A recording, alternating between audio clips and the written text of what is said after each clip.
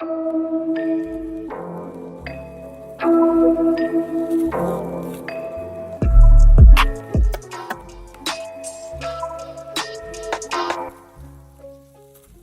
Саул, что вы нашли время прийти.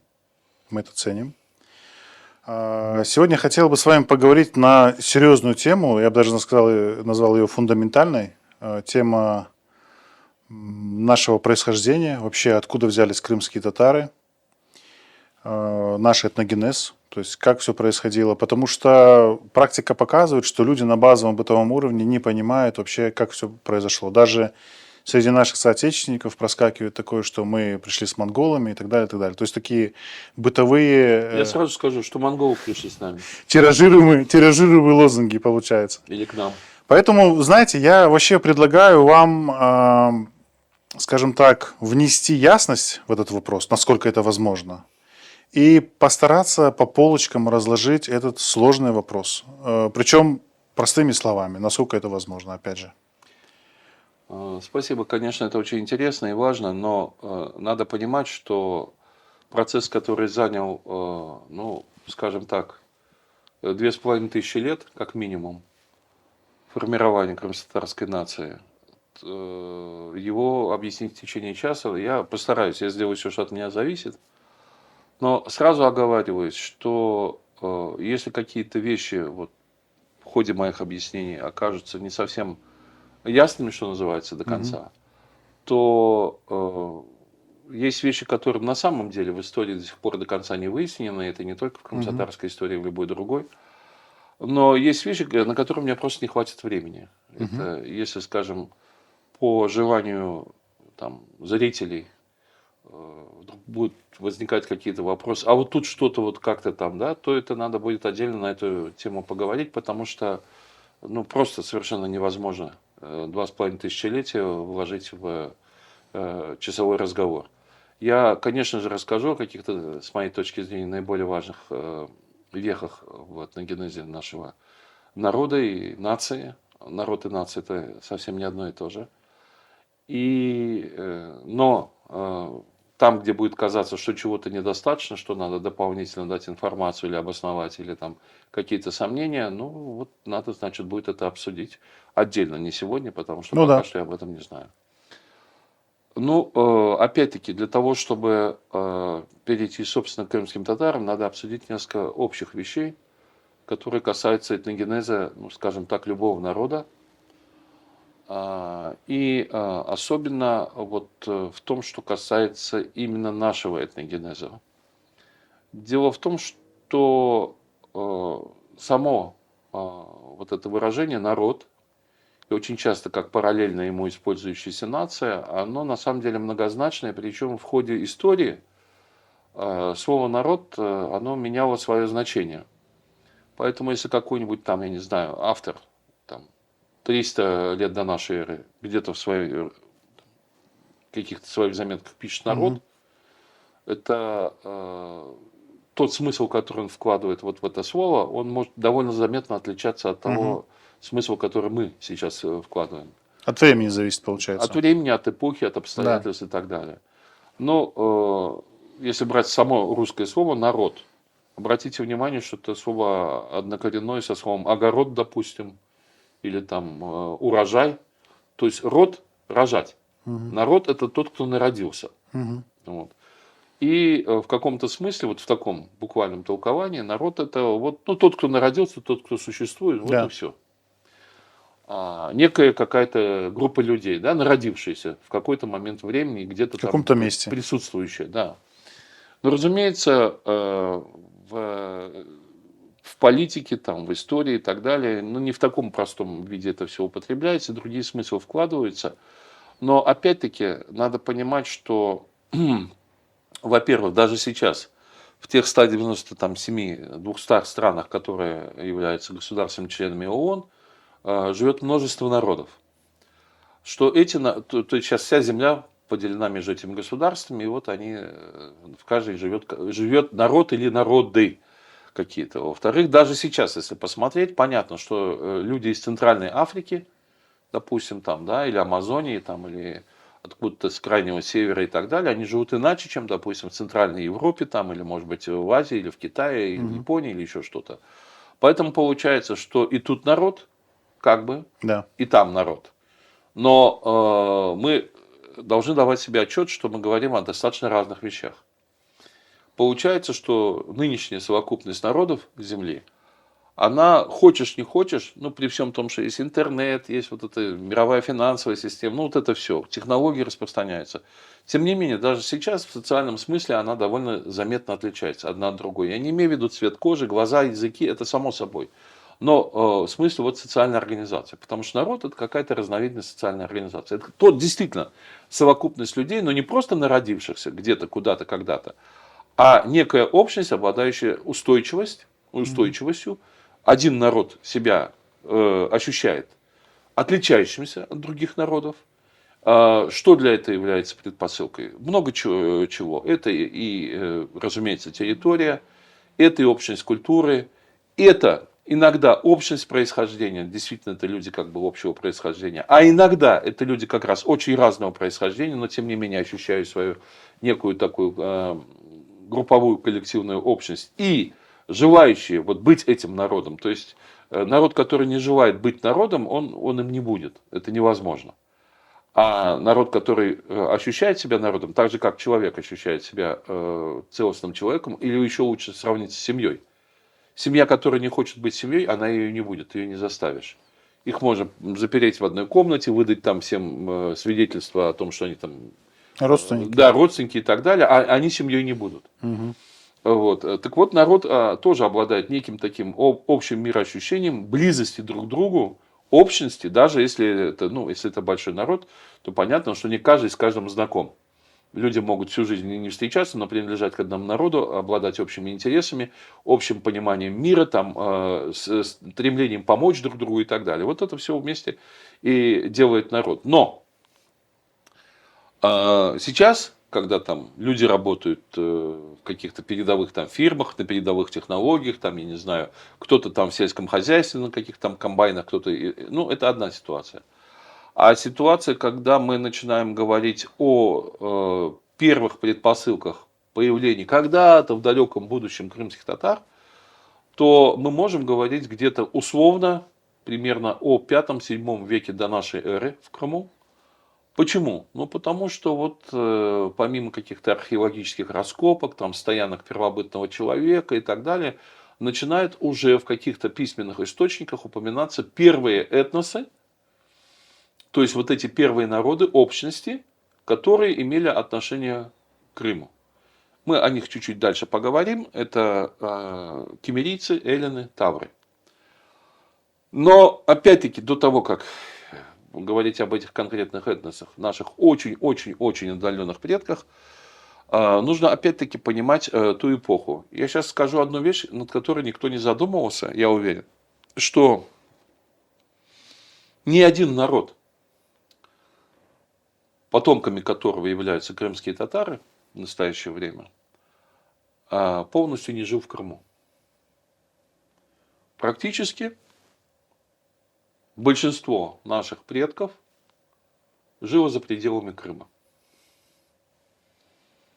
Не только в том смысле, что они откуда когда-то там что-то мигрировали, а даже вот в тот момент, когда они как бы вот уже именно Они жили находились в и Крыму, в Крыму. большая часть их, причем огромная часть, находилась за пределами Крыма. То есть за пределами Крыма и в том числе в Крыма, Крыму. в том числе в Крыму. Крым Да, был только понял. частью той территории, Да, которую понятно. населяли эти народы. И причем меньшей частью этой территории. Потому что если мы говорим о киммерийцах, ну там опять-таки разные источники по-разному говорят. В Крыму они отмечаются эллинами где-то там примерно с 5-7 века нашей эры. Ну, чуть-чуть раньше, но считается, что они в Европе, там нынешняя наука говорит, что они где-то там 1200-1500, может быть, 1000 лет до нашей эры, где-то вот в степях Восточной Европы появляются киммерийцы. Когда они там появляются раньше, до какой они там далее доходят на Востоке, трудно сказать. Но совершенно очевидно, что киммерийцы, только малая часть их жила в Крыму.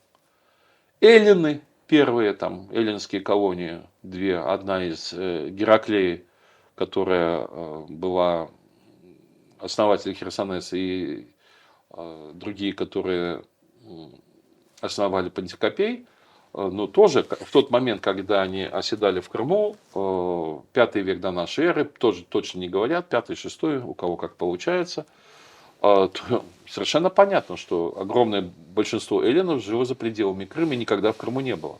Ни до, ни после. Единственное, может быть, о ком можно говорить, что их сразу увязывают с Крымом, это тавры. Об этом мы поговорим. Вот они полностью жили в Крыму. Но почему? Да потому что так их обозначили греки. Но если ты начинаешь внимательно, эллины, греки это римское название для эллинов, я стараюсь его избегать до поры до времени, потому что сами они себя называли эллинами. Дело в том, что, по сути говоря, никто ничего внятного о таврах сказать не может. Да, есть остатки их там поселений. Есть знаменитые каменные ящики захоронения Могильные, тавров. да, получается? Могильники. Есть позже, когда стали где-то что-то в этом соображать, потому что первое время, там в 19 веке или раньше, вообще в этом никто ничего не понимал. Есть, как выясняется, в Крымских горах какие-то оборудованные камнями какие-то специальные стоянки или построения, которые не являются ни жилищем, ни там помещением для скота, но то, что называется дольменами и так далее. И они, кстати, распространены по всей Европе, вот от Великобритании знаменитый Стоунхендж. Хотя Стоунхендж, он, в общем-то, тоже это искусственная вещь, но кроме него там много и в Ирландии, и по всей Европе. Последующие, так сказать, народы, последующие этносы их просто не замечали, потому что для них это были просто камни, где-то там стоящие в определенном порядке или в беспорядке, что-то там упало и так далее. А вообще эта культура распространена вплоть до Дагестана по всей Европе. И в Дагестане есть такие места. Поэтому, когда говорят, что вот тавры первоначальные насельники Крыма, вопрос, а кто это такие? Потому что слово тавр это таурус, греческое, горцы. И, кстати говоря, в Малой Азии, в Турции современной, на берегу Средиземного моря тоже есть таурус. Горы. А можно спросить, а таурус это же бык, это же не горы? Да какие быки, да о чем вы говорите? Это нормально греческое слово, горы. Это все вот такие мифы, которые... А это не тюркское слово таур? Нет, абсолютно. Таур. Это не имеет к этому отношения. Какой там бык? Это греки назвали... с чего бы греки называли кого-то быками? Зачем оно назовут? Культура, которая использует Какая быков. культура? Греки приехали в Крым, эллины, Да. поселились. И там живут, они уже несколько веков там соприкасались, кто-то кого-то грабил там и так далее. И собирательное название для жителей этих гор, которых они не знали ни языка, ничего остального, горцы. Потому что место, где в Крыму поселились эллины, это была окрестности Крымских гор, особенно Херсонес. И горцы собирательное название. Все. Причем тут быки? Что они с быками там воевали, что ли? Смотрите, тавр это по-гречески горец? Горы, конечно. Таурус, перевод, да? это город и в эллинское время Таурус, хребет Таурус вообще считался, это не только горы на юге нынешней Турции, а она уже была тогда заселена эллинами, для них это было знакомое не место, а понятие, горная местность. Ориентировались. Да, и она продолжалась аж до Ирана, потому что там целый ряд горных кряжей идет вплоть до Ирана. Сейчас они считаются разными горными системами, но тогда греки их так обозначали. Поэтому первое, что они увидели в Крыму, горы, все, а те, кто у них живут, горцы. Остальное их в этом смысле не интересовало. Кто были этнические тавры, сейчас никто сказать не может.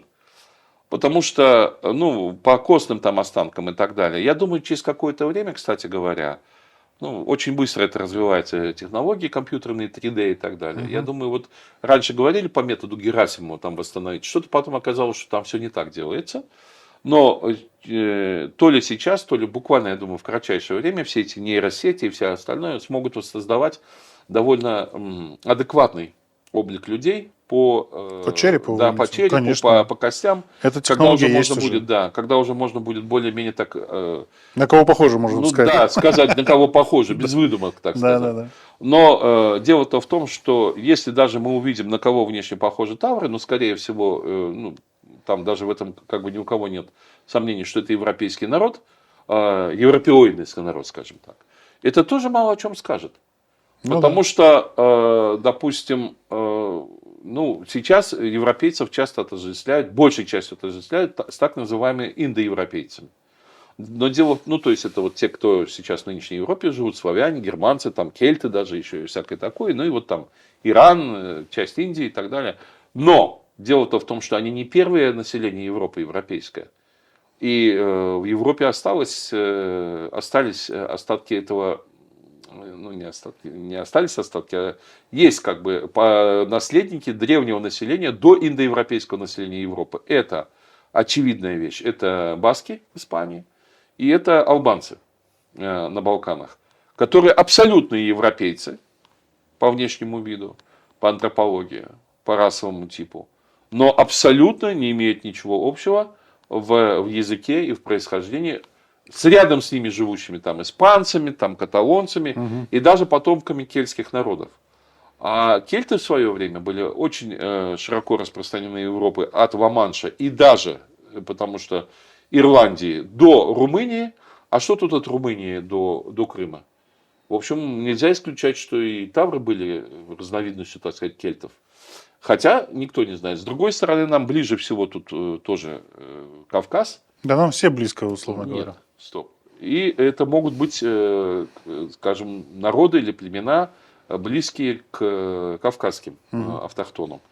И ни эллины это не отмечают, ни потом это никак не известно. Вообще, тавры, они одним народом были или нет? Тоже Потому вопрос. что совершенно возможна ситуация, как в Дагестане, что там под каждой горой, в каждой долине, там же у какой-нибудь... Ну, вот почему я говорю, что такое народ. Жило какое-то племя, Да. которое вообще всех остальных даже родней своей не считало. И они могли очень сильно отличаться внешне антропологически, будучи европеоидами при этом. Поэтому тавры, конечно, в этом смысле очень загадочны. Конечно же, они имеют очень плотную привязку к Крыму, потому что ну, Крым известен, так сказать, отсутствием металлов. Вот у тавров жилища это такие, сейчас это уже установлено, землянки, обложенные камнями. А почему, допустим, это не избы какие-нибудь, когда в Крыму полным-полно там, сосен? Ну, по нынешним временам это, конечно, мало, а по тем-то временам хватало бы. Ну, на дом хватило бы. На дом бы хватило, да. А потому что не было чем обрабатывать древесину в таких масштабах. И, как ни странно, легче было обрабатывать известняк мягкий и делать из него. Потом это перешло уже в наземное Ну, строение. это гипотеза или Первоначально. это Ну что, нет, логика какие это? гипотезы? В чем гипотеза? В Крыму нет источников меди, в Крыму нет источников олова, в Крыму нет источников металла. А торговли не было? У тавров, которые там быков выращивали у себя в огороде, на быков они что ли А греки, торговали? которые там к ним...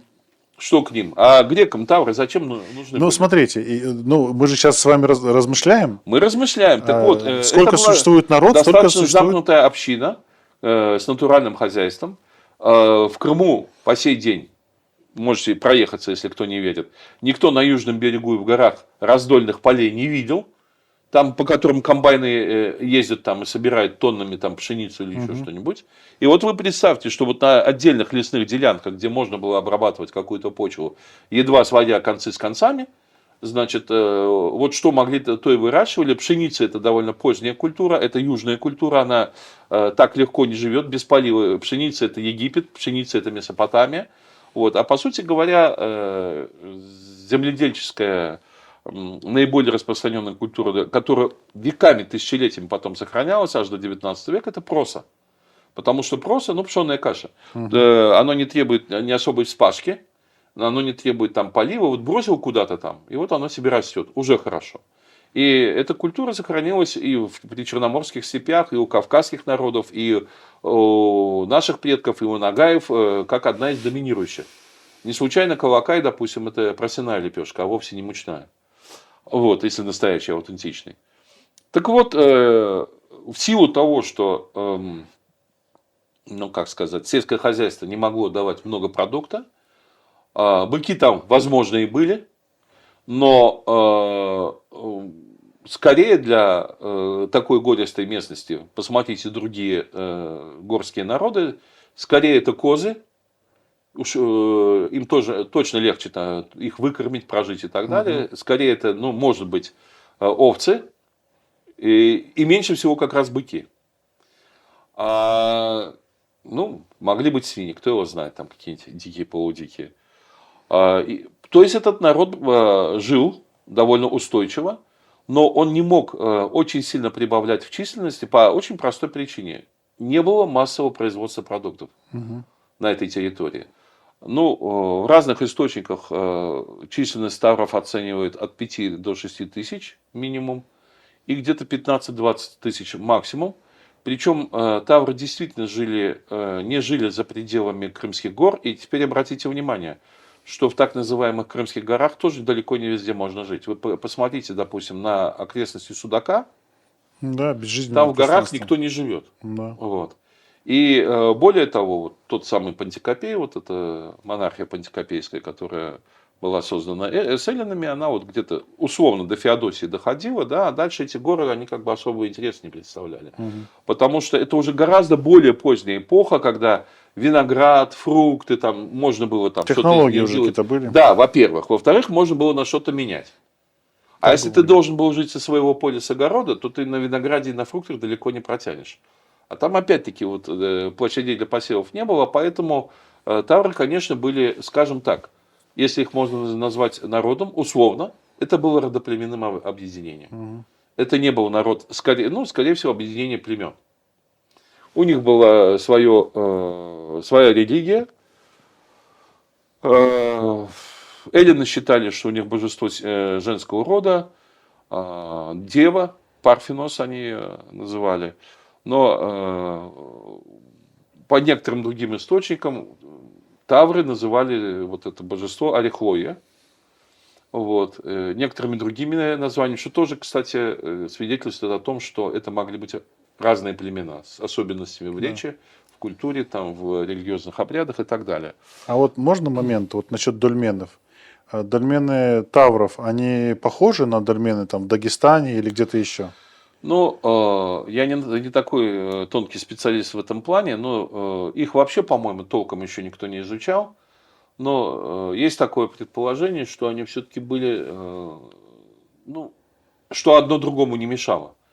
Одновременно они были и чем-то вроде астрономической обсерватории, то есть речь не идет о том, что они там за галактикой наблюдали через камни, это невозможно. Но там по теням, по освещению и так далее, там времена года, сезон и так далее. Некий календарь был, так сказать, наглядный, который играл существенную роль в жизни древних людей. И даже если они охотой занимались и рыболовством, это им надо было знать. Если особенно они начинали заниматься земледелием, тоже там всякие такие вещи. Одновременно это могло быть, и как бы логически это очень увязывалось в религиозные какие-то мотивы. Ну, потому что раз это все такое, так красиво, то очень легко. Ну, культовое сооружение. Да, привязывалось очень хорошо. Эллины очень не любили тавров, потому что они с возмущением там писали, что тавры человеческие жертвоприношения совершают.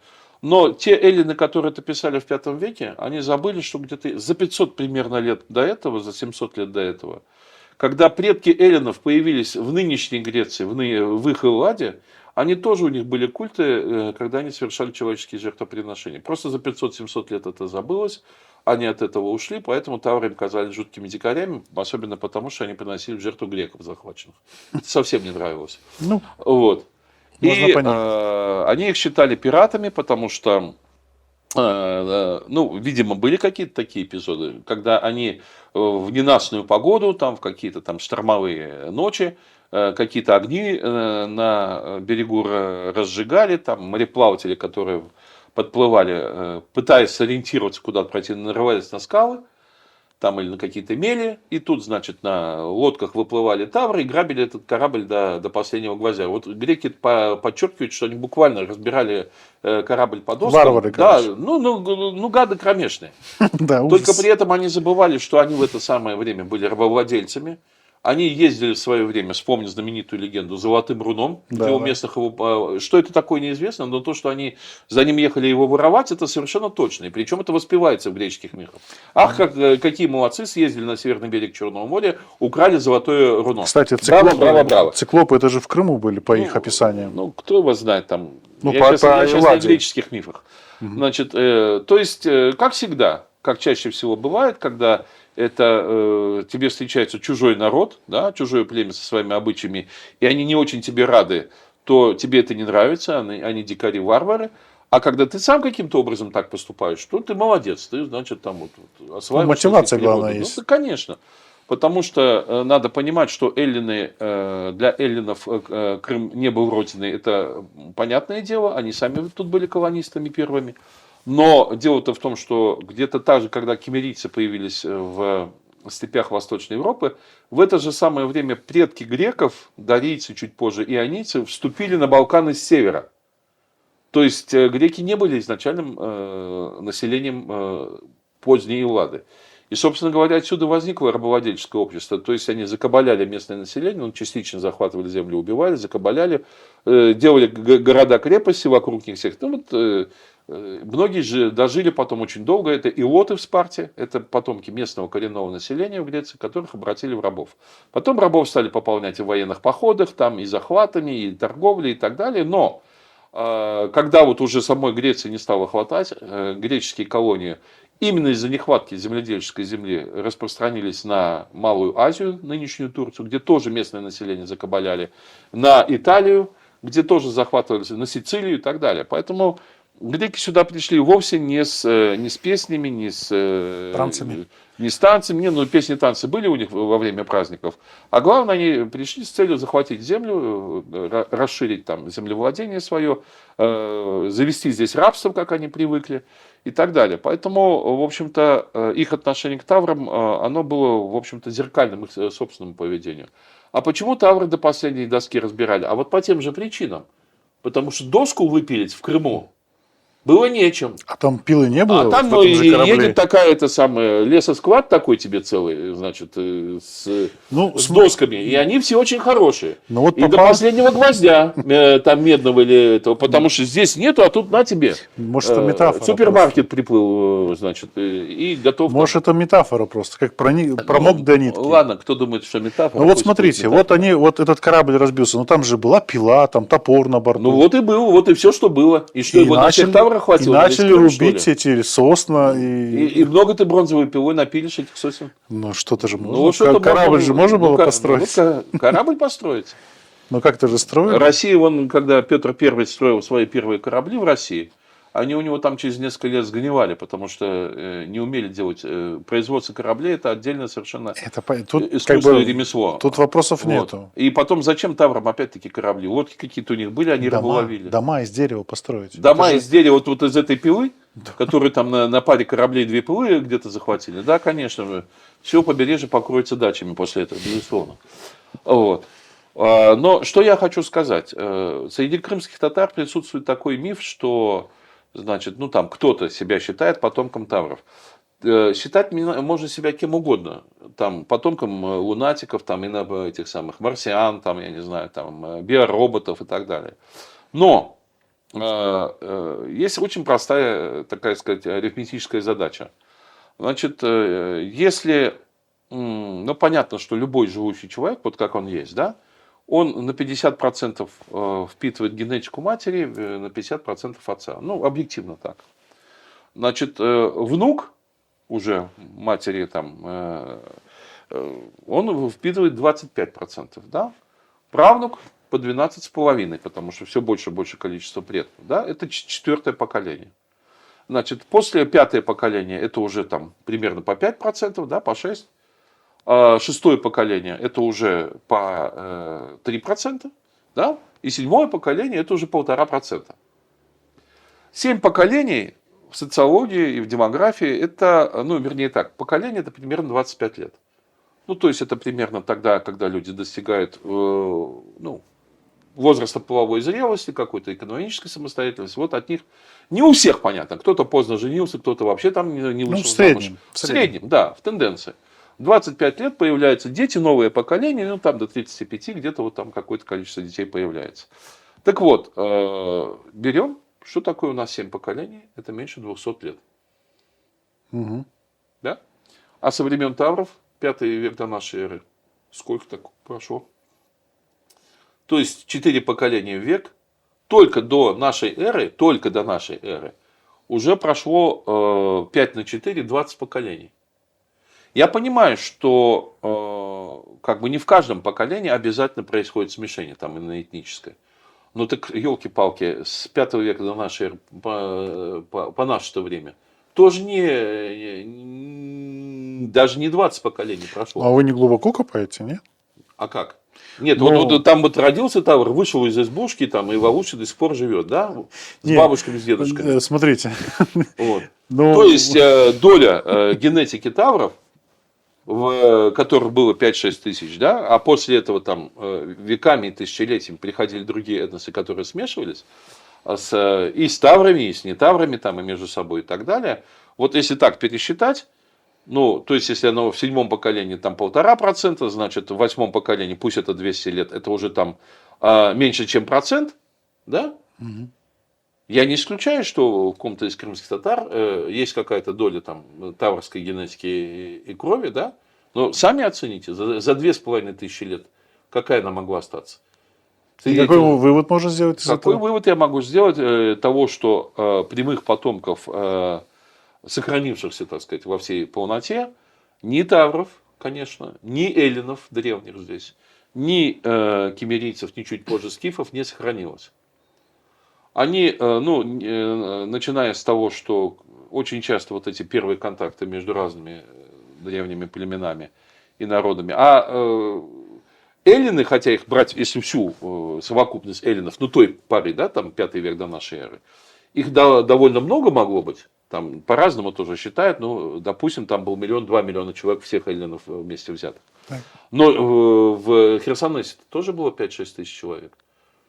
И поэтому для Крыма население Херсонеса это было точно таким же племенем, типа Таврского. Мгм. И в Пантикопее там тоже самое какое-то количество могло быть чуть больше. Вот, поэтому, учитывая, что многие первоначальные контакты бывали враждебными, мало того, что значит, и так было немного, еще и убивали друг друга. А 5000 человек, ну, по примерным прикидкам, это тоже не всегда, но примерно какой-либо народ, там, цивилизация, неважно, может выставить в качестве вооруженной силы примерно 1/5 часть, 20%. То есть, если народ миллион, значит, примерно 200 тысяч может быть армия. Ну, там, с колебаниями. Если тавров 5000, значит, 1000 могло быть вооруженных людей на весь Крым, которые там с греками сталкивались. Те, соответственно, тоже, ну, хорошо, 2000, там каждый ходил там с оружием и так далее, но по этим горам они не могли фалангой ходить, и что они могли сделать тавром? Потому что основная ударная сила греков это были фаланги. Разбежаться и ударить в Так, а копья. тавры это воинственное Очень было? воинственно, грекам это очень не нравилось, поэтому вот. Но, с другой стороны, я могу предположить, вот опять-таки, когда говорят, что эллины высадились, да, вот вы понимаете, вы знаете, что там есть где-то какой-то полуостров. Вот ты его там, ну, потом греки стали его называть Таврида, вот сначала, а этих таврами, ладно.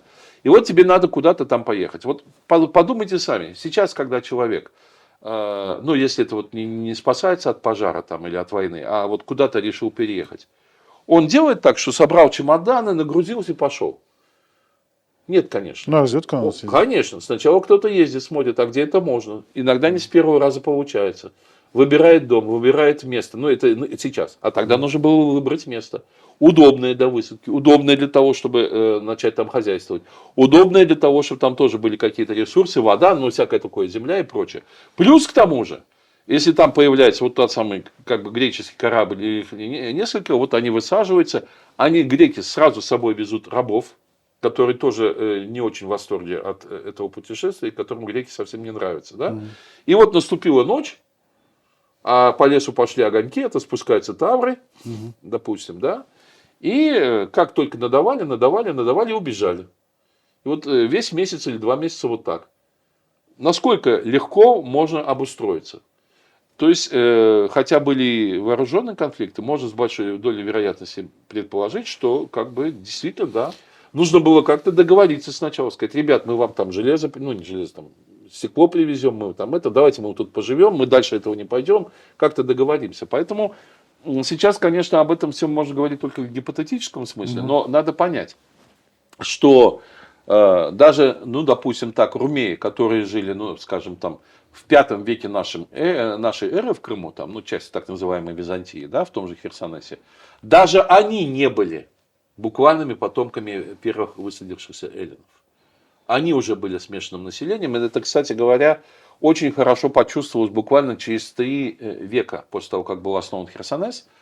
Ну, при раскопках Херсонеса, а, кстати говоря, Херсонес тоже звонкое название для русского, ну, так, кто не знает греческий, я тоже его не знаю, вот, древнегреческий, что-то такое звонкое, а на самом деле это полуостров.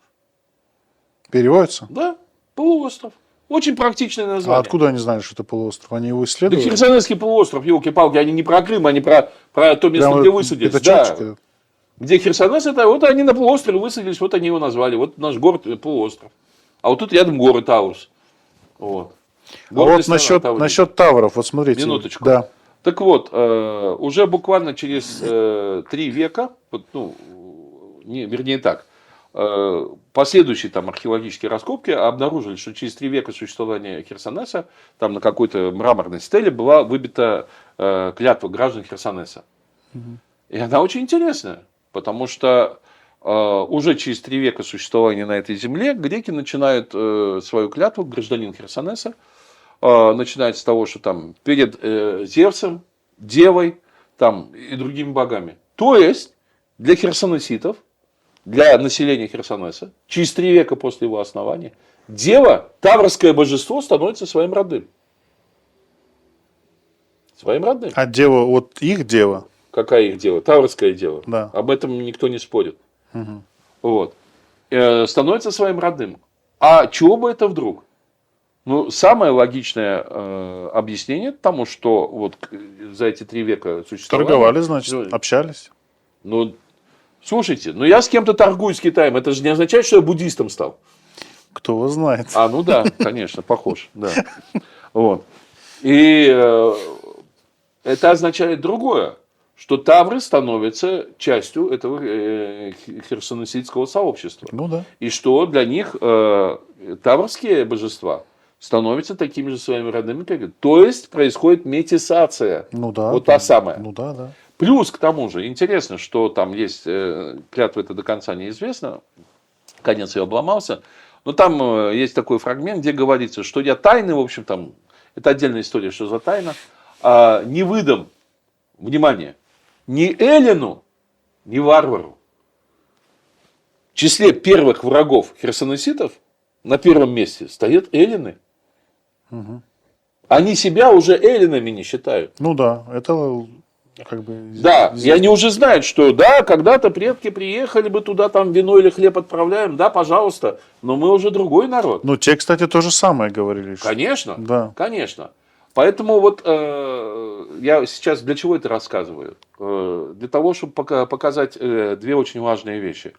Что формирование, а это и дальше так продолжалось, это если идти по векам, можно это все проиллюстрировать, что формирование предков крымских татар, или так, что крымские татары нынешние не являются потомками какого-то отдельного древнего племени или народа. Угу.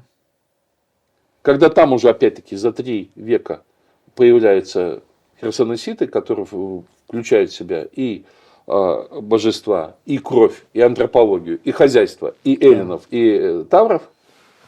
А, допустим, уже к 3 веку нашей эры, даже немножко раньше, те же эллинские авторы, но только не из Крыма, а оттуда, начинают писать о тавро-скифах, понимаете, то уже основной массив крымских гор занимают тавро-скифы за пределами херсонесских владений. Это еще одно подтверждение того, что в Крыму идет постоянная метисация.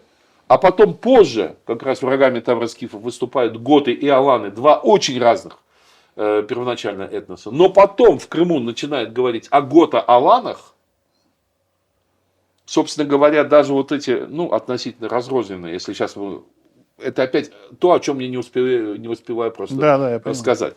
Но даже вот эти отдельные фрагменты, которые с интервалом в несколько столетий описывают ситуацию в Крыму, они как раз показывают, что вот с момента первых контактов между разными очень этносами, ну, пусть тавры европейцы, но вот эллины же они ну, категорически отличаются, да, вот. Пусть там кемерийцы откуда-то там с севера, с востока, но они тоже очень сильно отличаются.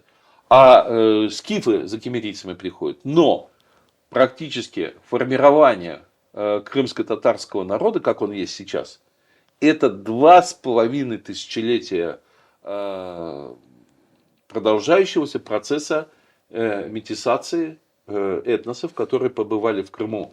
Еще раз подчеркиваю, не целиком, а какими-то частями, Фрагменты. да, какими-то фрагментами. И вот эти фрагменты различных этносов, появлявшихся в Крыму в разное время, вплоть до последних веков, они все входили и генетически, и культурно, и языково, и как еще там хотите, как угодно, вот в состав нынешней крымско-татарской нации. И мы являемся потомками не отдельно тавров кто-то, не отдельно кто-то эллинов, не отдельно там генуэзцев кто-то, допустим, да, или готов. А мы, как нация в целом, являемся потомками вот этого всего огромного микса.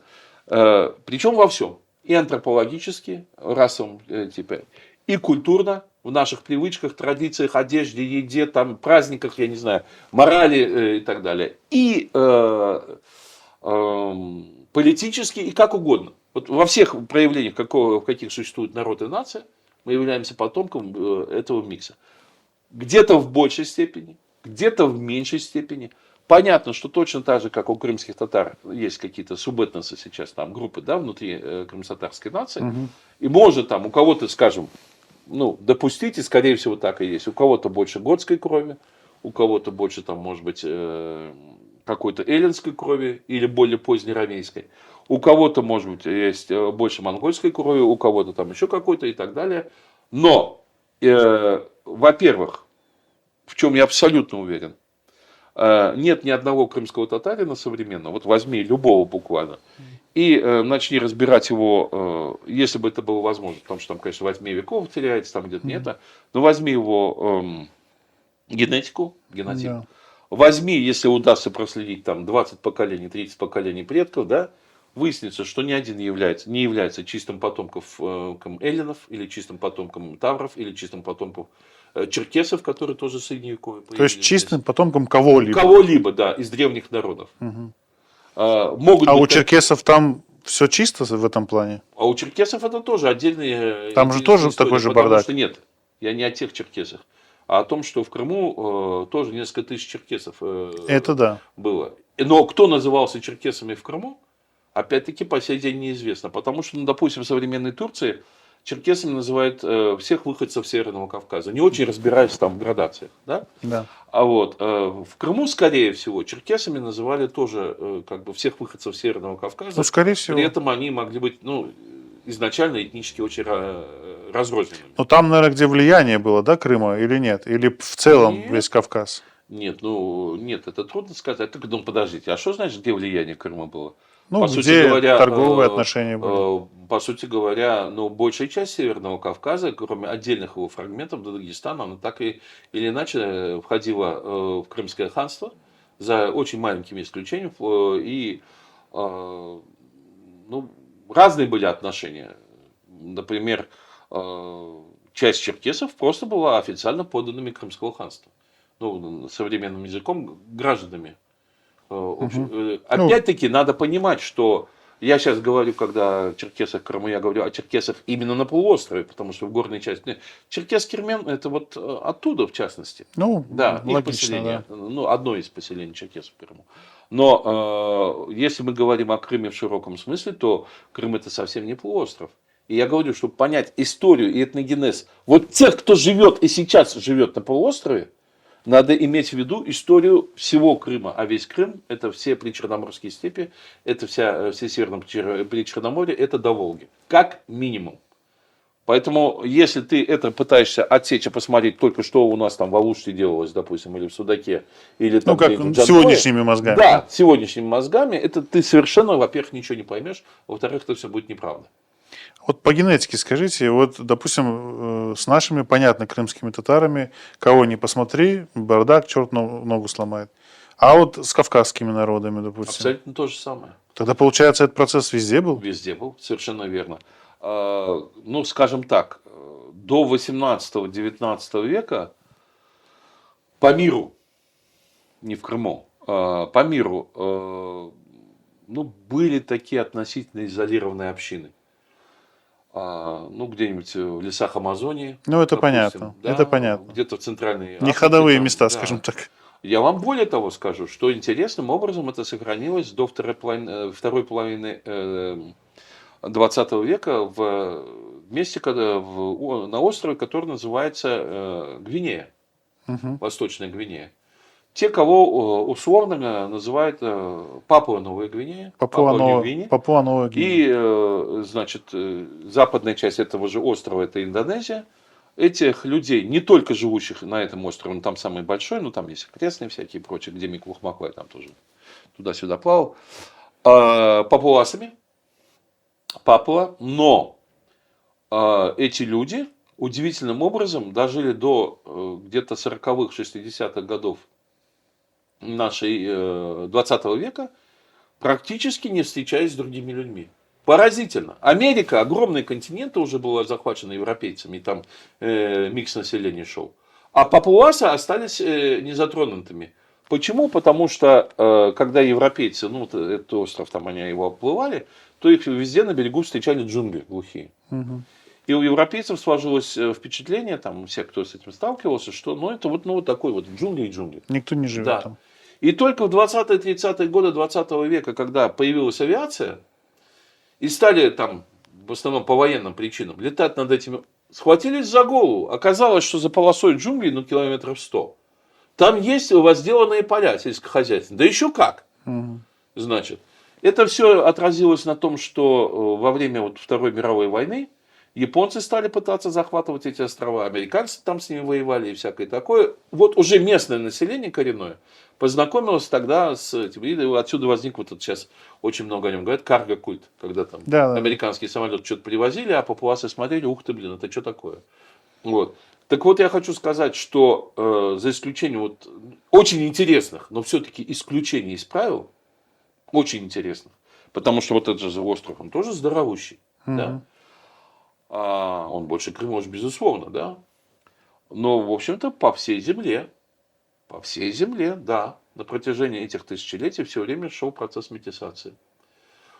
Поэтому попытка, как это сказать, практически для любого народа на земле, ну, вот за исключением вот этих интересных отдельных случаев, для любого народа на земле, ныне живущего,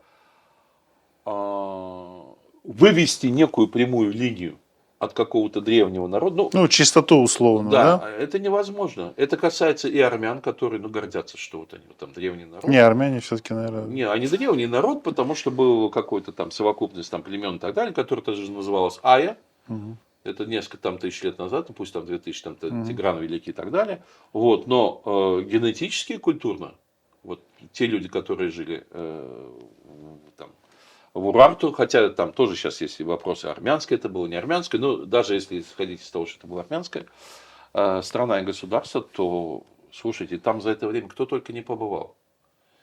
И Ну, а их каких ген бы- же тоже известен. Что? Ну, ген, то есть генотип разобран. Понимаете, вот в последнее время, ну, где-то лет 20, да, наверное, может, чуть больше, все крутятся вокруг вот этого генотипа и гена. Да. И многие первое время почувствовали себя счастливыми. Вот теперь, вот скажем, гены изучим. Все Теперь знаем, кто Да, свой, да. кто чужой. А нет. Потому что генетика, ну, как часть там биологии, естественных наук и так далее, она действительно дает как будто достаточно точные результаты. Да, Ну, вот как будто там- бы документ это. Да, но только дело-то в том, что ну, вы знаете, были некие древние языки, там, скажем, древнеегипетский, там, да, какой-нибудь шумерский и так далее, которые уже там 200-300 лет никто не мог ни прочитать, ни расшифровать. Да. Вот документ тебе, Да, на утеряно документ. было, да. А другое дело его понимание, Мгм. его интерпретация. Так вот, генетика и вот эти генетические исследования по сей день, они уже дают материал для осмысления, но они вовсе не являются сертификатом правдивости того или иного исторического события. Потому что для того, чтобы понять, что стоит за генетической картиной того или иного народа там, или человека и так далее, знание просто генетики недостаточно. Обязательно оно должно быть дополнено знанием, вообще-то говоря, много чего другого. И общих исторических процессов, которые имели тут место, и языков, и культуры, и всего остального. Потому что неожиданным образом оказывается, когда смотрят эту генетическую картину, что у людей, принадлежащих в настоящее время, безусловно, к разным народам, находятся общие гены. Причем не один там какой-нибудь, там, а целая группа там, гаплогруппы, а то и целый ряд гаплогрупп. Да? И наоборот, что у людей, входящих в один народ, безусловно, без всяких сомнений, находятся достаточно разные гаплогруппы, разные гены. А на индивидуальном уровне это еще больше. И меня в значительной степени, допустим, не устраивает частная интерпретация, которую я читаю в комментариях к самим исследователям. Потому что сами генетики, которые этим занимаются, они действительно естественники. Вот им он написал, ему кажется, уже все порядок. Он при этом ни на историю, ни на что другое внимание не обращает, он его и не знает. Например, несколько лет назад, близкую, так сказать, тему затрону, несколько лет назад, я не помню, там 3-4, что ли, или 5, может быть, 6 лет назад проводили генетическое исследование крымских татар, и там чему-то радовались.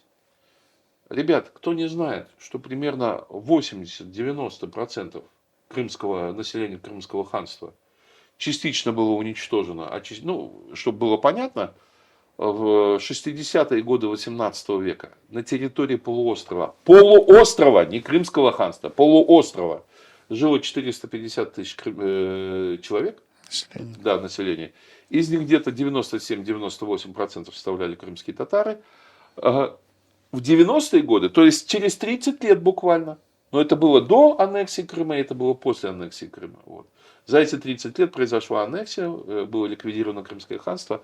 Численность населения полуострова, внимание, с 450 упала до 150 тысяч человек. В 3 раза сократилось.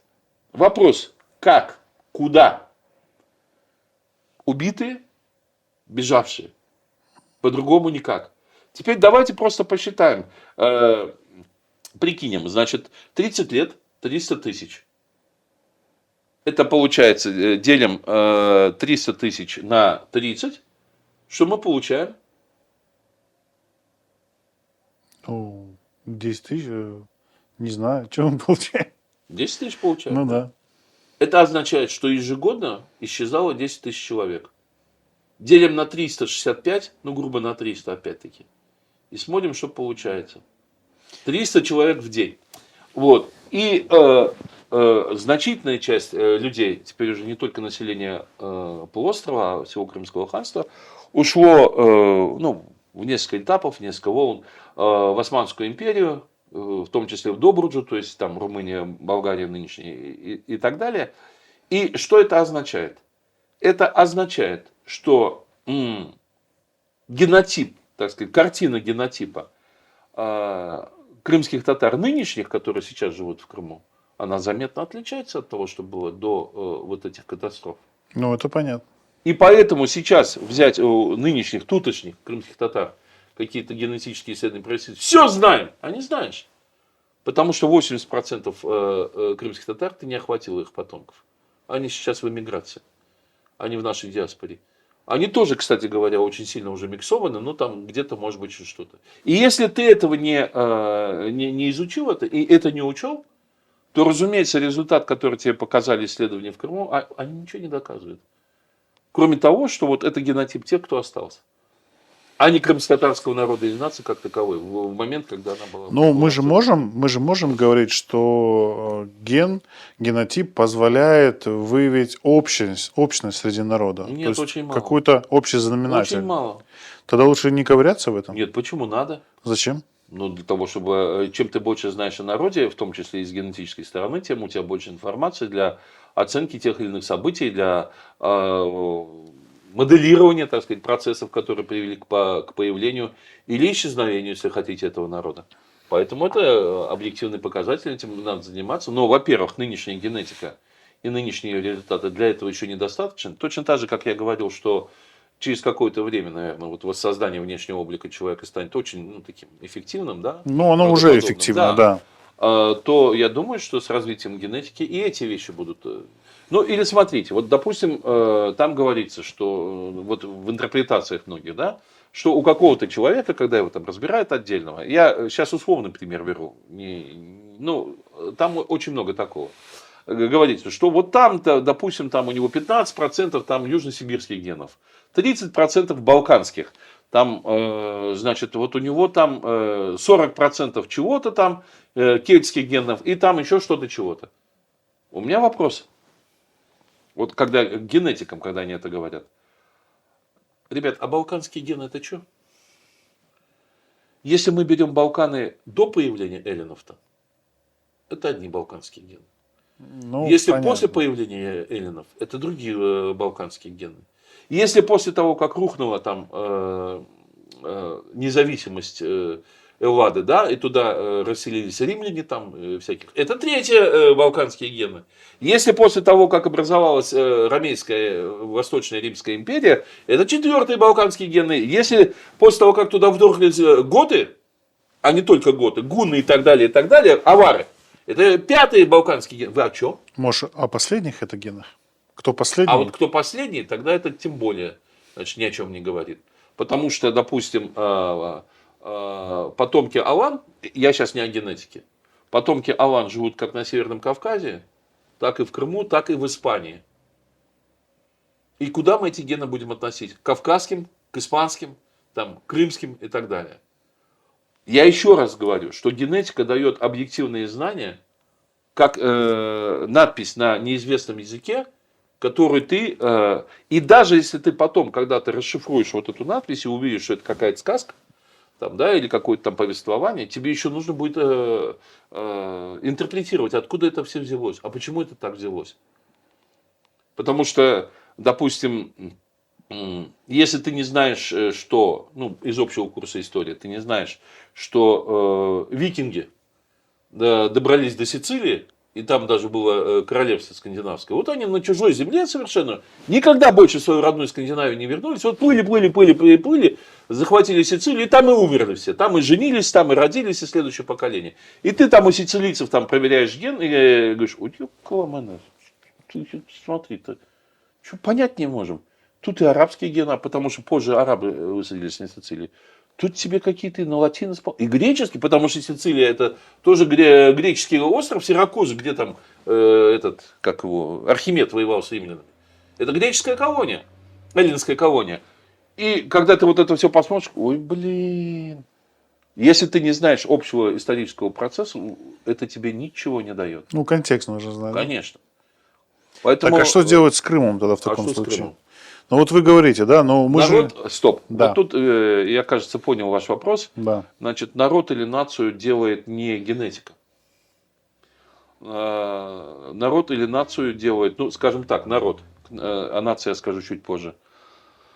Народ делает общие интересы, чувство общности, что мы, несмотря там, ну, кто-то очень близкий между собой, кто-то подальше, но чувство общности, как в семье люди по-разному выглядят, но чувствуют, что они все родня друг другу.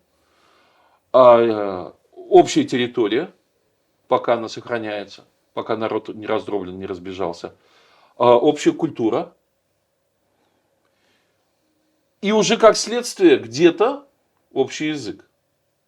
То есть язык не первый? Ой, блин, да куда Точно первый? нет? Да, конечно, да, не, ну подождите. На каком языке разговаривает Латинская Америка? На разных. Ну. Не надо ля-ля. На Ну, каком языке говорят миллионы латиноамериканцев? Ну, вообще на испанском. Совершенно верно. Но... При этом А если несколько десятков стран... немцы-беглецы там? Ничего. Вот. И они отнюдь не испанцы. Хотя, да, там испанская кровь присутствует в разной степени, там или сям, да. Значит, там около 50, или, ну, по крайней мере, больше 20 арабских стран существует. Не, подождите. То есть вы говорите, что если завтра крымские татары начнут говорить на французском, они останутся крымскими татарами? Значит, о француженных крымских татар я не знаю, но то, что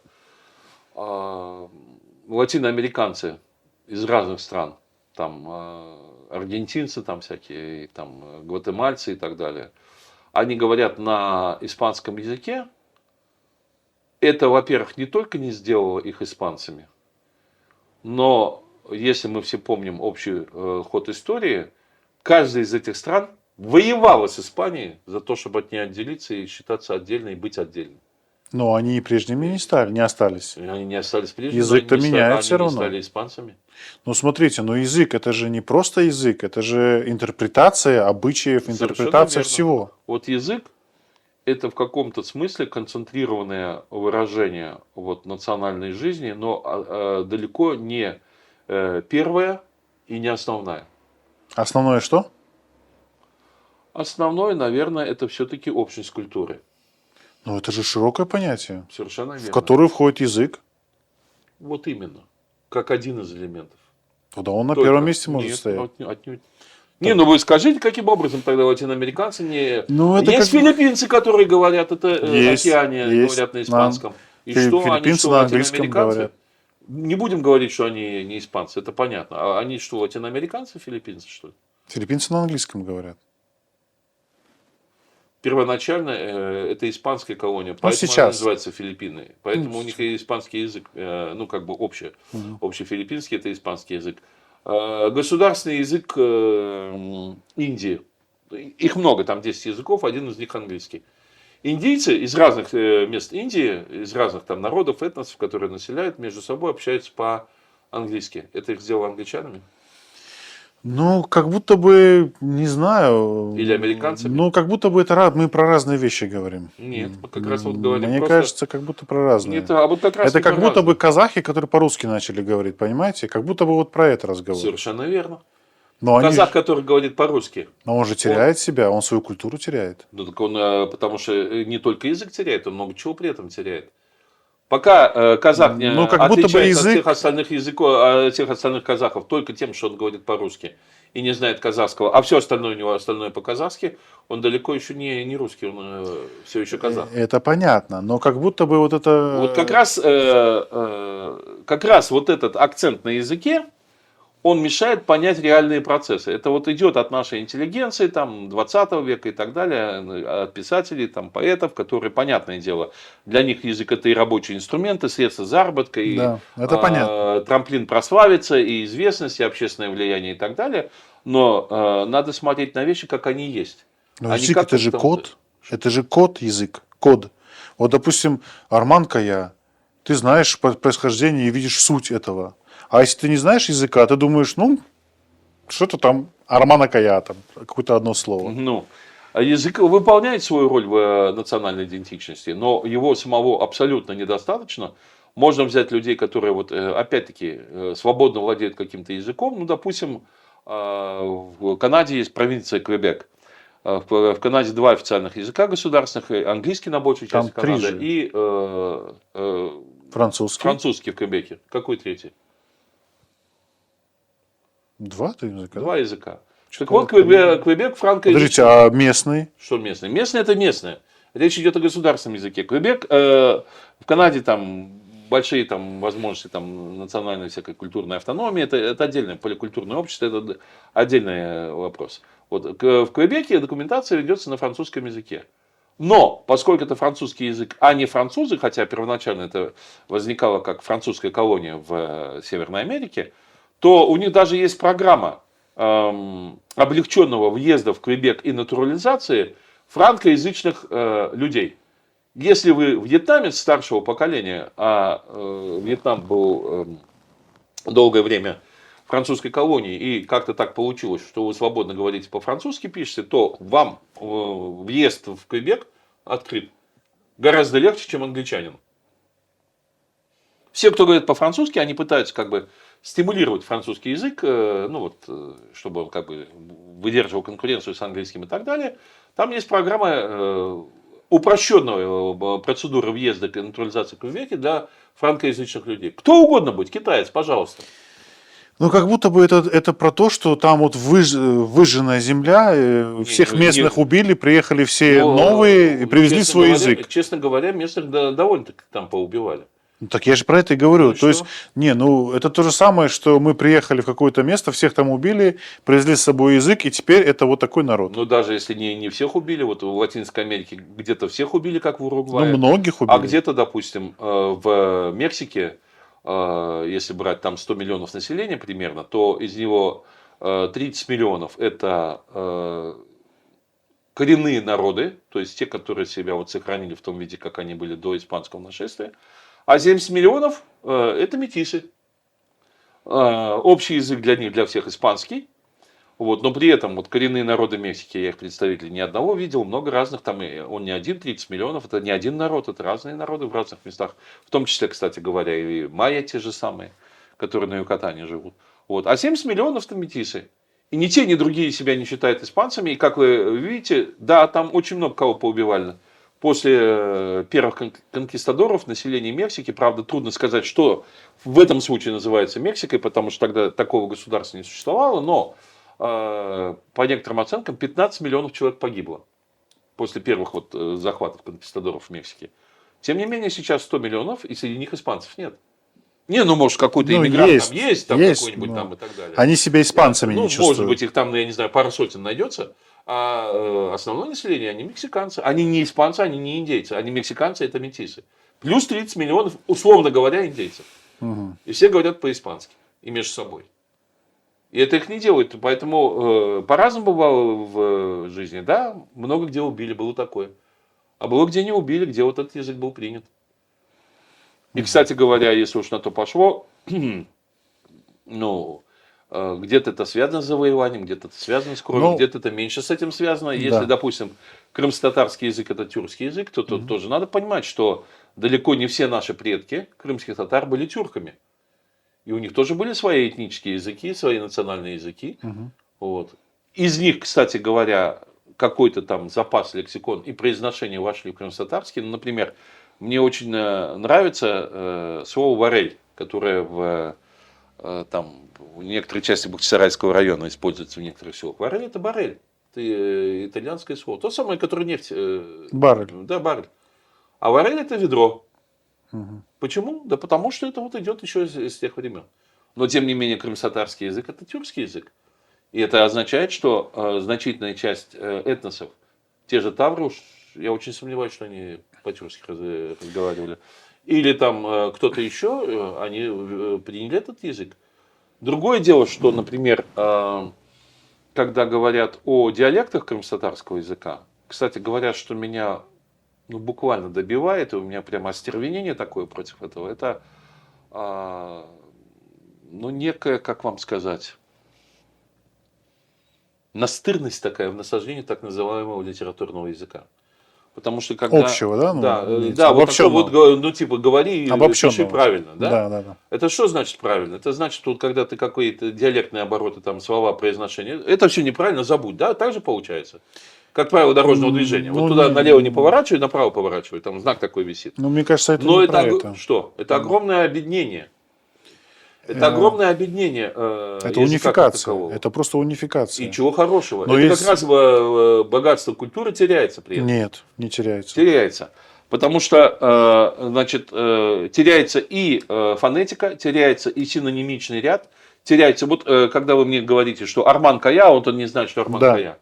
То же самое. Ты потерял диалектное слово, ты уже не знаешь, что за этим стоит. Какой образ мысли, какая логика, какая история. Вот это тот же самый случай. Эти диалекты надо беречь, хранить. Да. И более того, культивировать. Не на полках там в каких-то этих энциклопедиях, а в живой речи.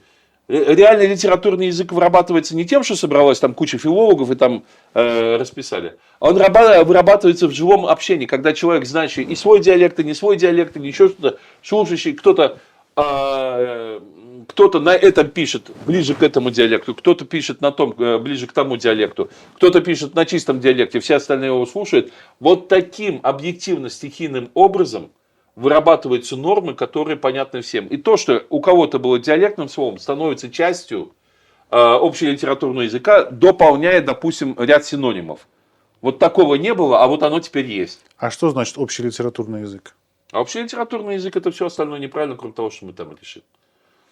Ну, смотрите, ну, это тоже... Забудь, не надо, не употребляй. Пишешь сочинение, это слово не употребляй, оно не к месту. Возьми вон то из словаря. А как тогда? А как тогда? Что Ну, там? вот смотрите, вот, допустим, я пишу газету. Да, Газета для всего Крыма. да, И я пишу там «ит», к примеру, да? да. А в Алуше сидит человек и не понимает, что это за А слово. потому что его в школе не учили этому. А в школе, когда То есть обучают нужно учить языку, всему сразу. надо, конечно же, выбрать какой-то, так сказать, минимальный уровень общности, который существует. Но прямо на школьных уроках, и в том числе на школьной литературе, должно быть подчеркнуто, что, вот, допустим, там в степном диалекте вот так, в сударском диалекте вот так, 2-3 каких-то Да, аналога. Ты хотя бы раз в жизни должен увидеть, услышать, что, оказывается, в нашем языке такие слова есть тоже. И это правильный подход, а не стандартизация и роботизация. Но я сейчас немножко отвлекся, хотел сказать, что вот особенности диалектов, вот, ну, есть, конечно, филологи, лингвисты, которые это все основательно, профессионально понимают, но очевидное объяснение появления диалекта в каком-либо языке, включая крымско-татарский, в том, что люди, говорившие раньше на каком-то другом языке, Да, это логично. они изучают, насколько могут, и начинают пользоваться этим языком, но у них язык поворачивается, произношение выговаривается так, как их прежний язык. Да, это А потом, это если логично. в этом месте дети учатся вот этому как бы новому языку у своих родителей, которые говорили с акцентом, это во втором, в третьем поколении превращается, вот этот первоначальный как бы акцент сына языка, превращается в особое произношение, в особый диалект этого языка. И с Да. набором слов. Ну, я и с этим не произношением. спорю. Это очень интересно. Ну и логично. И оно само по себе может тоже, ну, допустим, если посмотреть параллели фонем, да, ну, там, скажем, Ялтин, ну, не один, я знаю, там тоже разные. Ну, условно. Ялтинский говор, да, допустим, посмотреть, а с какими языками фонетика ялтинского говора близка? Мы там можем найти и, возможно, эллинский, да, там, или румейские какие-то корни. Мы можем там, может быть, не знаю, черкесские какие-то корни найти. Мы можем там найти, может быть, мы даже выделим какие-то фонемы, которые, да, идут из таврского языка. Потому что, нигде в других языках его нет. Это же кладезь, понимаете, вот того самого изучения нас самих. Но опять же, мы, получается, возвращаемся к тому, что язык – это важная основа. Язык это- важный, но не единственное. Ну, не единственное и не последний. Не последнее, но, вот смотрите. но и когда пытаются все свести к языку, ну, например, возьмем стандартную ситуацию сейчас в нынешних школах. Да? В лучшем случае 45 минут языка, 45 минут литературы. Да? 2 Ну, часа в сейчас так. неделю. Да, По сейчас часу, так, да, сейчас, по сейчас часу по так, часу. да. Я уже не говорю о том, что это полный бред, конечно. Это никакое не сохранение языка, это прямой путь к его гибели. Но я хочу сказать, что и культура народа, и идентичность к грамматике, преподаваемой на час языка, и к набору писателей, которые на литературе, она не сводится. Она не сводится. Уже сам этот подход, когда как бы национальный или этнический акцент, что ли, в сохранении, да, этого народа делается на том, что у него там вот изучается только литературный язык, опять о чем я сказал, и так называемый, и литература как таковая, это уже срез, понимаете? Это, в смысле, я не в том смысле употребил срез в смысле вот отсечения, понимаете, национальной идентичности. Уже срез вот того богатства национальной идентичности этнической, которая есть, вот с тебя пласт срезают. Потому что ты должен в школе изучать традиции, обычаи. Ты должен в школе изучать праздники. Ты должен в школе изучать, государственная школа отделена от религии, в принципе, я с этим согласен. Но тогда, значит, вне школ, ну, как вот, допустим, в англосаксонских странах, я не знаю, как в других, бывали воскресные школы. Ну да, Когда вот религиозные там воскресенья. религиозные школы, да? Пусть немного, 2 часа там, в неделю и так далее, но где-то об этом, да? Это национальная физическая культура, национальные виды спорта. Вот смотрите, приведу очень характерный пример. Допустим, в Японии дзюдо входит в школьную программу. Мгм. То есть ты хочешь хороший аттестат иметь при выходе из школы? Тебе недостаточно сдать физику, там, ну и так далее, японский язык и прочее. Я не знаю там градацию, но ты должен иметь вот такой пояс по дзюдо. Вот только тогда ты грамотный человек, ты вышел. Вот у древних греков про бескультурного человека, ну, с их точки зрения, было такое выражение: он не умеет плавать. То есть грек, который не умеет плавать, это... Да ты кто, блин? А сейчас нет. Сейчас вот только там стишок прочитал, там сочинение написал.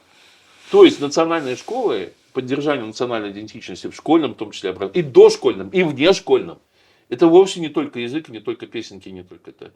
Понятно, что каждый человек не может научиться и вышивать, там, я не знаю, и чебуреки жарить, там, классно, там, еще что-то. Но какой-то минимум вот этой национальной культуры должен воспроизводиться, в том числе в школе, а вовсе не только язык и литература. Потому что как только по этому пути пошли, уже с этого самого момента стали это губить. То есть это уже был такой тихий сапый подход к ассимиляции. Дескать, это все остальное твое частное дело. Вот. Ну, если проводить прямые параллели, то, допустим, в крымско-татарских классах там, или школах, если такие есть, ну, например, куреж должен был быть обязательным предметом на физкультуре, как у японцев дзюдо, допустим. Или стрельба из лука, которая еще совсем недавно существовала. Еще 200 лет назад это было одни из лучших стрелков из лука крымские татары.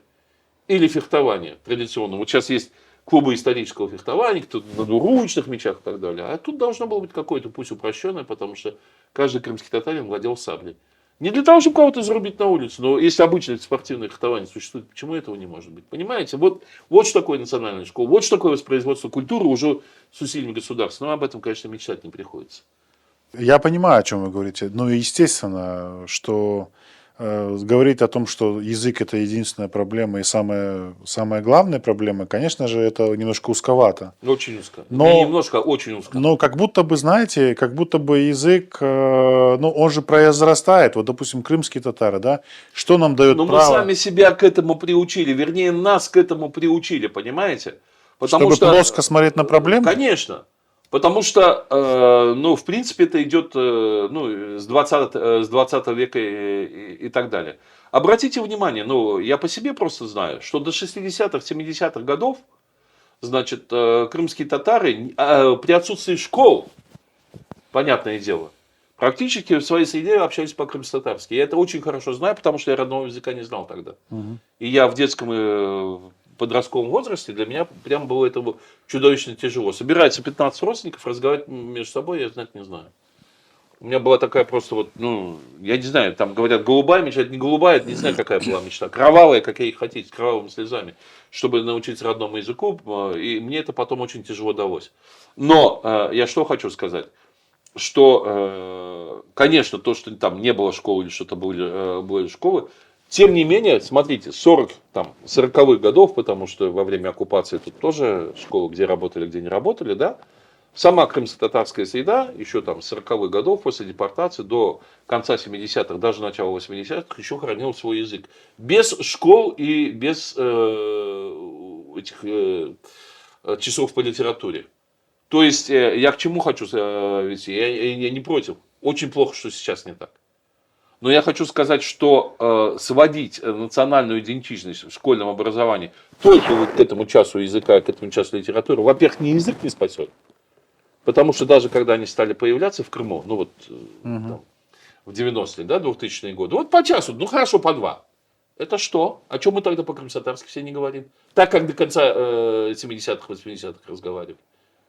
Школы не было, язык был. Сейчас там 2 часа есть, там, ну, сейчас Ну, в точно 2 семьях, часа. очевидно, в семьях не Нет, разговаривают. там не только в семьях. Дело не только в семьях, это отдельная песня. Но не надо опять сваливать на семьи. Вот это сведение все к узкой школьной программе, сведение к семьям, кстати говоря, это, как сказать, это не наши выводы, как там в одном фильме говорят, это не наши методы. То есть нас, крымских татар, в этом убедили, как и многих других. Так, подождите, а в чем тогда секрет? В 70-х говорили, сейчас нет. Речь идет, конечно же, о том, что, ну, скажем так, условно, да, ну, где-то до 80-х, да, конечно, было много факторов, но я скажу так, что была несопоставимая конкуренция между информационной средой, собственно говоря, крымско-татарской, и внешней.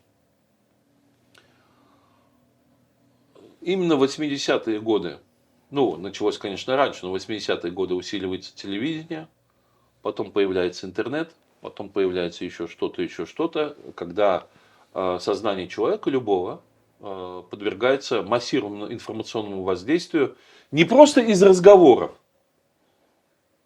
дома или на улице, или там в квартале, где он живет, а всем, чем только можно. Там и рекламой настойчивой, и которая идет посредством массовой информации, там по электронным средствам, и просто на улице и так далее. И, как ни странно, сферы развлечений и услуг, потому что развлечения идут на других языках, да, которые, ну, так сказать, потребны, я не знаю, там танцы, манцы, обжиманцы, там фильмы, там триллеры, там и всякое такое. То есть для возрождения языка нужно, конечно, тоже непростая ситуация. Нужно, его совершенно не хватит, но, безусловно, нужно, желание самих людей. Первое. То есть точно так же, как я себя в детстве чувствовал ущербным, неполноценным, ненормальным, уродом, если хотите. Потому что я не знал родного языка. Вот я сейчас, довольно много встречаю крымских татар, которым это, не знаю, и не надо. То есть нужно шеймить по этому поводу? Стыдить людей? Не знаю, я не думаю, что это настолько напрямую работает. У нас, Кого-то, по-моему, да. сейчас и стыдят, старики Да, в основном. а что старики? Ну, стыдят? Где они стыдят? У себя дома на лавочке? Неважно, Да стыдят. нет, вот как раз это не работает. На день рождения стыдят. Да, разве что. Да. Где площадка Нет, есть, там и где стыдят. там, да, сколько этих стариков осталось, которые сами говорят, а вот инжи микрорайон, да, прописка яптен, да, сон работал заявление яздым, вот это вот такой крымско-татарский язык у стариков наших. Ну, не у всех, но есть, не у бывает, всех, да. проскакивает, да. Я, конечно, не в состоянии все. Ну, во-первых, нужно обязательно, это уже не первое, второе, это нужно современное, адекватное техническое обеспечение изучения языка. Потому что раньше это было, да, вот идем там, строим школу, садимся за парту, там на доске что-то учитель пишет, там жиши, пишите язы и так далее. И мы там учитель. Слушайте, сколько сейчас интенсивных методик изучения языка? В наушниках, без наушников, там со всякими этим. Этим надо заняться. Как сделать популярным язык? Минуточку. Вот третья тема, компонент. Свой родной язык должен быть модным. Как? Дело в том, что я сейчас как будто немножко не по теме скажу.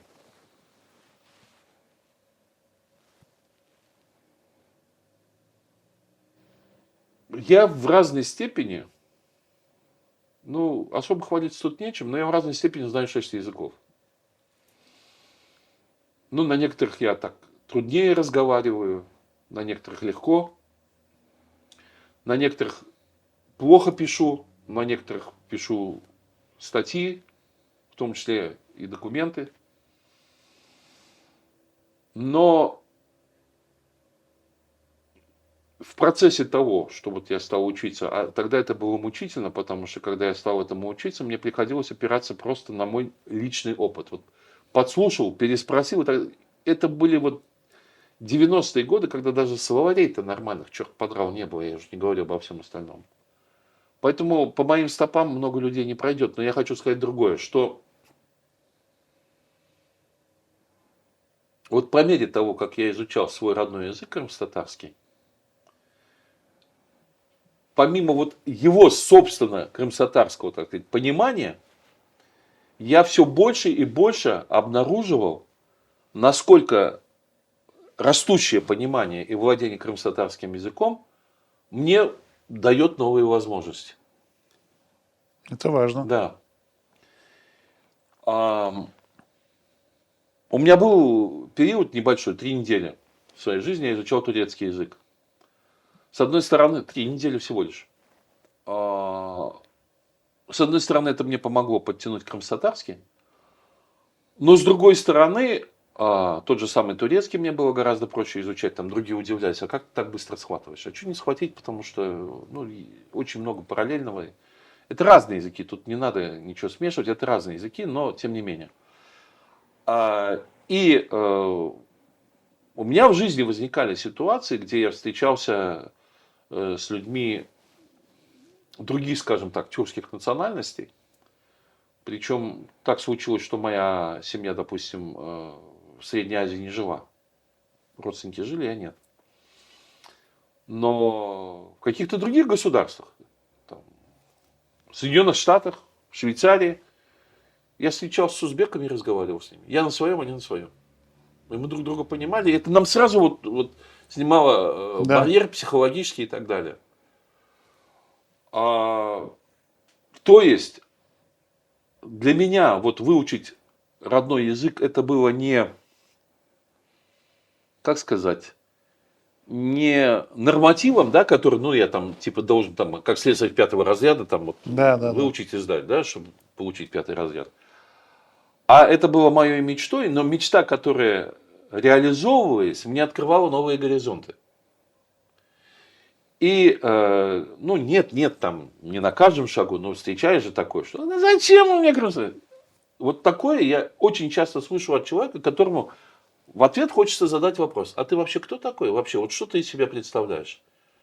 Он там типа заправщик там на этом самом. Или он там шашлычник. Что тоже важно, в принципе. Нет, это важно. Но он говорит, зачем мне крымско-татарский язык? Слушай, а я вообще-то кандидат наук. Да, я бывший эксперт ООН. И я ни разу в жизни не пожалел. Шашлык я, кстати, тоже неплохо делаю. Не на продажу, а сам по себе. Вот. Машины, правда, ремонтировать не умею. Проверять мы, конечно, это не будем. Может, когда-то придется. Так я ни разу не пожалел, что, допустим, английский язык у меня рабочий. Правда, давно я им не пользуюсь. Английский, британский или американский? Я скажу так, международный. Прононс какой у вас? Международный, потому что есть некий такой международный сленг, которым пользуются все. Американский язык мне очень не нравится. Английский, конечно, идеальный. Вы ближе к дубайскому, наверное, да? В Дубаях не было, не знаю, но вот в той среде, где я пользовался английским языком, это разные международные организации и международный, как сказать, сфера услуг. Вот, допустим, мне очень много приходилось быть в Швейцарии, в Женеве, это франкоязычный регион. Французский я не знаю абсолютно, кроме там слова абажур, там бонжур и так далее. Пардон. Пардон. Да. Но Женева такой город, что если ты в ресторане, ты можешь говорить по-английски. Если ты в такси, ты можешь говорить по-английски. Если ты берешь это понятно. билет и так далее. Тебе все... Вот такой некий международный сленг, арго английский. Я на нем говорю practically the same as fast I speak in Russian, it's the same for me. And, вы так быстро не переключаетесь. Вы так быстро не переключаетесь, а то я думаю, о чем вы говорите. Я сказал, что я говорю в том же темпе. Все, я понял. Вот. Так вот, сейчас люди пытаются изучать иностранные языки, тот же английский или еще какой-нибудь там немецкий. Это здорово. Я приветствую, мне это очень нравится. Это в самом деле очень обогащает. Но вот этим всем владея, я ни разу не пожалел, что зачем на этом фоне мне крымско-татар? Да ничего подобного, наоборот. Вот крымско-татарский язык мне тоже, потому что попадаешь на людей, которые не знают. Он знает немецкий, я его не знаю. Я знаю английский, не знаю. Зато он говорит по-узбекски, я говорю по-крымско-татарски. Или он говорит по-азербайджански. То есть это дополнительные точки соприкосновения. Безусловно. Да, это очень. Я уже не говорю о том, что то же самое, это не только, ну, это имеет очень большую практическую сторону. И я же говорю, я ни разу не пожалел о том, что я вот свой язык выучил не только в смысле морального удовлетворения, что да, это есть, а в чисто практическом. И поэтому, когда кто-то говорит, зачем мне татарский язык, он меня просто поражает.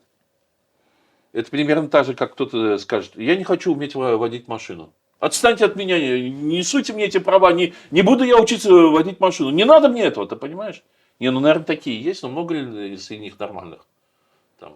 Или ни за что не буду учить там жарить яичницу. Готовить не буду, это не мое, значит, вот там, да? Или там, я не знаю, бриться не буду там.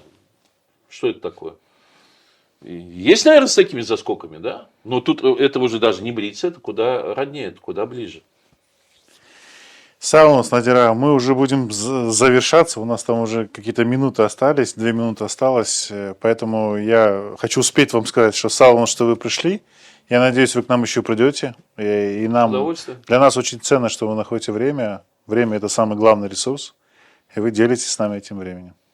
Ну, если кому-то было интересно и, может быть, не знаю, полезно, я очень рад. Я тоже рад со всеми увидеться, хотя бы так заочно. Что-то мы не поздоровались, да? Селям алейкум. Савук Махаунас.